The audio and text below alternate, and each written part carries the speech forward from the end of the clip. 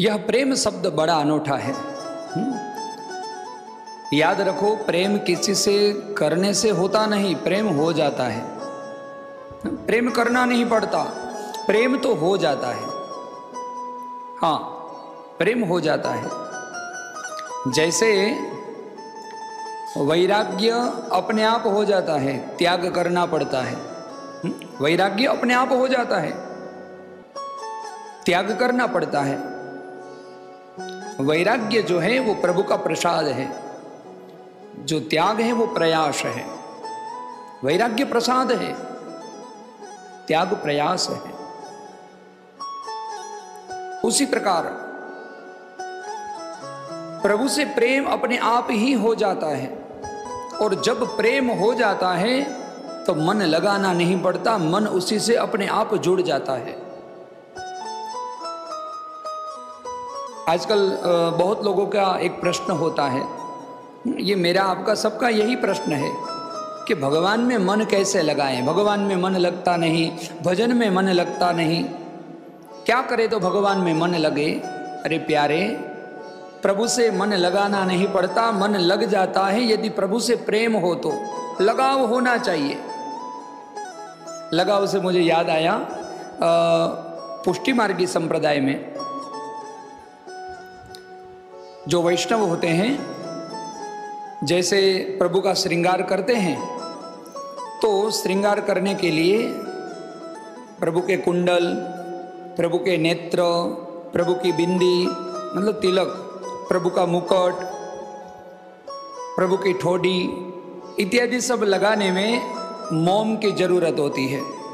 मोम लगाने से वो चिपक जाता है मूर्ति से। लेकिन पुष्टि संप्रदाय में मैंने वैष्णवों को देखा है, वो मोम को मोम नहीं कहते, मोम को कहते हैं लगाव। सही बात ना, ध्यान दीजिएगा, वो मोम को लगाव कहते हैं। मुझे बहुत प्यारा शब्द लगता है यह लगाव। प्रभु से लगाओ, कुछ अलंकार प्रभु को अर्पित करने हैं तो जैसे कुंडल, तो कुंडल लगाओ।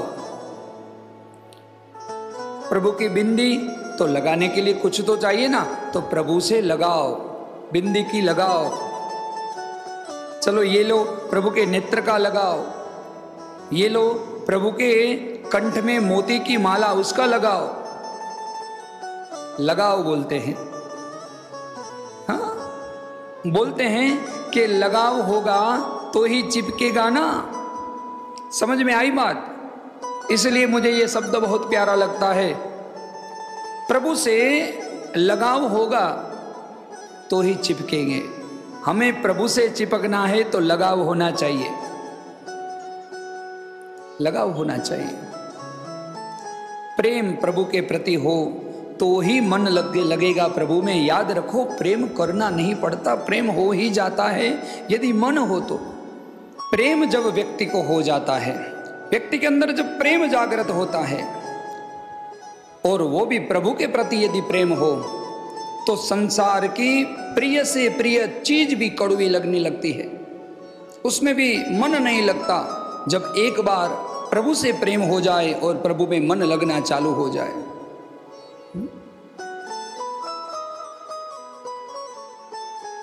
इस समय में जिसको हम प्रेम कह रहे हैं, इस समय में जिसको अभी युवा वर्ग में एक प्रेम का भूत चढ़ा होता है, अरे वो कहाँ प्रेम है, वो तो वासना है, उसको प्रेम नहीं कहा जा सकता। जो प्रेम शब्द हम यूज कर रहे हैं, हमें प्रेम हो गया, लड़का लड़की से प्रेम करता है या कोई तुच्छ चीजों से प्रेम हो जाए, अरे वो वासना है। प्रेम शब्द वहां यूज कहाँ करेंगे हम, वासना है। सबरी जी प्रेम का प्रतीक है। शूर्पणखा वो भी प्रभु को पाने के लिए ही आई थी, लेकिन वो वासना का प्रतीक है। देखो फर्क क्या है सबरी और शूर्पणखा में। यदि प्रेम हो, सबरी का जो प्रेम है वो प्रभु के प्रति एक अनुराग है, जब शूर्पणखा का जो प्रेम है वो राग है। राग को प्रभु के पास आना पड़ता है, राग को राम के पास जाना पड़ता है, लेकिन जब अनुराग हो जाता है तो प्रभु ढूंढते ढूंढते उस अनुराग के पास जाते हैं। इतना फर्क है सबरी और शूर्पणखा के प्रेम में। पाना तो दोनों ही चाहते थे, लेकिन एक प्रेम है वो प्रभु के पाने का, और वो तो वासना थी। कहाँ प्रेम था? शूर्पणखा का प्रेम वो तो वासना थी, वासना थी।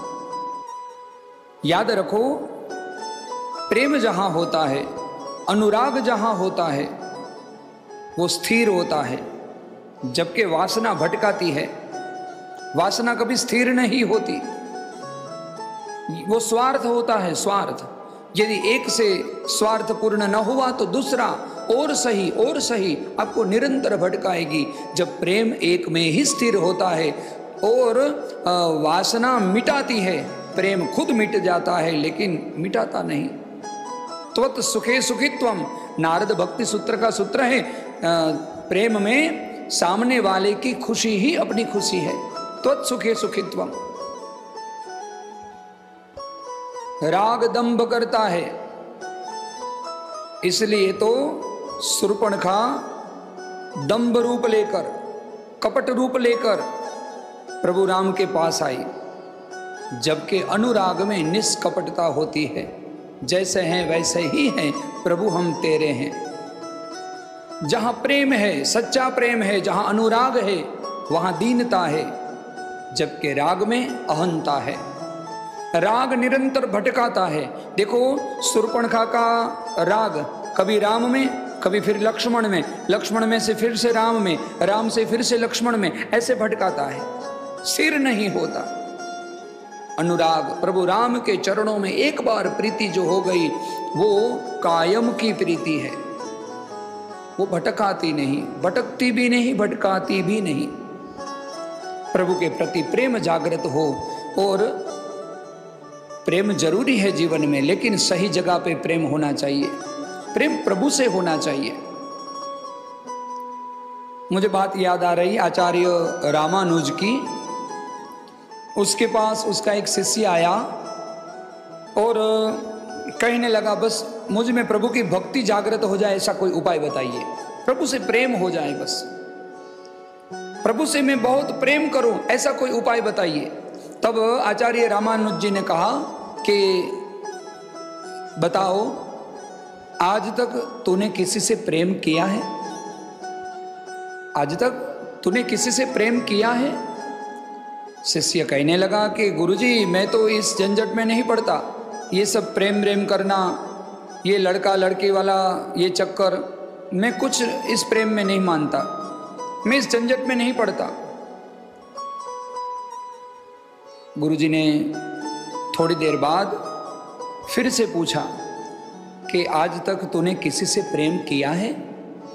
शिष्य कहने लगा, नहीं गुरुजी, मैंने कोई प्रेम आज तक नहीं किया, मैं तो प्रभु से प्रेम करना चाहता हूं, मुझे प्रभु की भक्ति जागृत हो, ऐसा उपाय बताइए, मुझे प्रभु से जुड़ना है, प्रभु से प्रेम करना है, वो उपाय बताइए।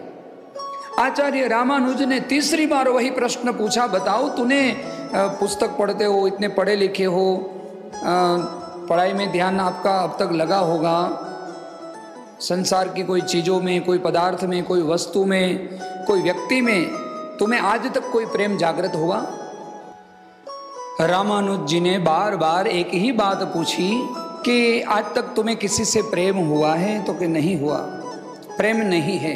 तब गुरुदेव ने कहा कि बेटा, ये काम मैं अब नहीं कर पाऊंगा, क्योंकि तुम में प्रेम तत्व है ही नहीं, तुम्हें किसी के प्रति प्रेम है ही नहीं। यदि थोड़ी सी भी प्रेम की चिन्हा, मैं यदि तुम्हारे अंदर कोई प्रेम होता तो उस प्रेम को प्रभु के प्रति मोड़ सकता था। हाँ, प्रेम भले किसी के भी प्रति हो, उस प्रेम को मैं डाइवर्ट कर सकता था, उसको मोड़ सकता था परमात्मा के प्रति, लेकिन तुम्हें प्रेम ही नहीं, किसी से भी प्रेम नहीं, तो फिर मैं कुछ नहीं कर पाऊंगा, मैं नहीं कर पाऊंगा ये तुम्हें प्रभु के प्रति प्रेम जागृत। ये बात है। प्रेम तत्व है 2.5 अक्षर का, लेकिन प्रेम तत्व बहुत अद्भुत है।